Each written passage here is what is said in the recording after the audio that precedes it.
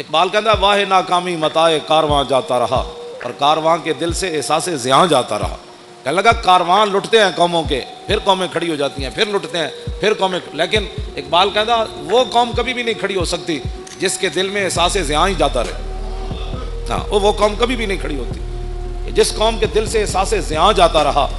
کہ الحمد سے لے کر والناس تک، جس قوم کو یہ بھی نہ پتا کہ الحمد سے لے کر والناس تک اللہ نے اپنے حبیب کی عزت کی کتنی آیتیں نازل کی ہیں، گستاخ رسول کی سزا کس کس قرآن کی آیت میں موجود ہے، اور وہ بھی اٹھ کر بات کرتا ہے کہ ممتاز قادری نے قانون ہاتھ میں لیا۔ ہاں، جس کو میں بڑے مجمع میں کوئی مجھے بتائے پورا قرآن کا جس نے کوئی مطالعہ کیا ہو کہ کتنی قرآن کے اندر آیات ہیں جو اللہ نے اپنے حبیب کی عزت کی بیان کی ہے۔